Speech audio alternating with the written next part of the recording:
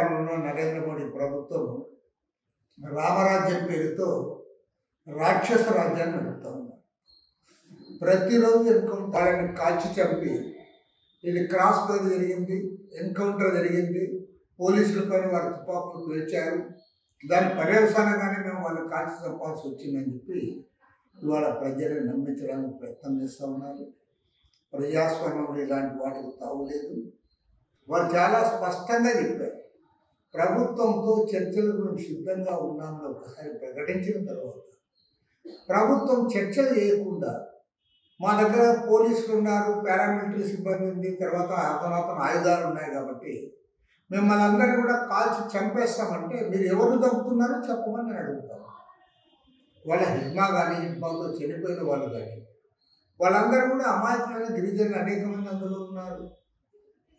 గిరిజన ప్రాంతాల వాళ్ళు, వాళ్ళ సమస్యలు ఏంటి, వాళ్ళు ఎందుకు ఈ పోరాటంలో ఉన్నారు, దాన్ని కనిపెట్టి వారి సమస్యలు పరిష్కారం చేయడం ద్వారా దీనికి ఫుల్ స్టాప్ పెట్టాల్సింది పోయి మీరు ఇవాళ ఏకమిగిన రోజు కూడా ఇదేనా, వేరే పనే లేదు ప్రభుత్వానికి అనే పద్ధతిలో మానవ మారణ కాండను మీరు జరుపుతూ ఉన్నారు. సభ్య సమాజం అంతా కూడా గమనిస్తూ ఉంది. ప్రజాస్వామ్యంలో ఇలాంటి వాటికి తావులేదు. హోమ్ మినిస్టర్ అమిత్ షా గారు, కేంద్ర ప్రధానమంత్రి నరేంద్ర మోడీ గారు ఇద్దరు కూడా మీరు ఇవాళ పూర్తి స్థాయిలో ప్రజాస్వామ్యాన్ని కూనీ చేసి ఒక హంతక ప్రభుత్వాన్ని మీరు నడుపుతూ ఉన్నారు. దీన్ని ప్రజలు సహించారు. ప్రజాతంత్రవాదులందరూ కూడా దీన్ని ఖండించాలని కోరుతారు. పైగా కేంద్ర మంత్రి బండి సంజయ్ గారు వీళ్ళ విషయమే కాదు, ఈ హత్యలను ఎవరైతే ఖండిస్తారో వారిపైన కూడా చర్యలు ఉంటాయని బెదిరిస్తూ ఉంటారు. అర్బన్ నక్సలైట్స్ కూడా నిర్మూలిస్తాము, వారిపైన కూడా దాడులు ఉంటాయి, తర్వాత టార్గెట్ వాళ్ళే చెప్తాము. దీన్ని బట్టి అర్థం ఏమంటే రాబోయే రోజుల్లో వాళ్ళ నక్సలైట్లు, ఆ తర్వాత కమ్యూనిస్టులు, ఆ తర్వాత లౌకికవాదులు, ప్రజాతంత్రవాదులు అందరినీ కూడా మట్టుబెట్టే కార్యక్రమాన్ని చేపడతా ఉన్నారు. తస్మాత్ జాగ్రత్త.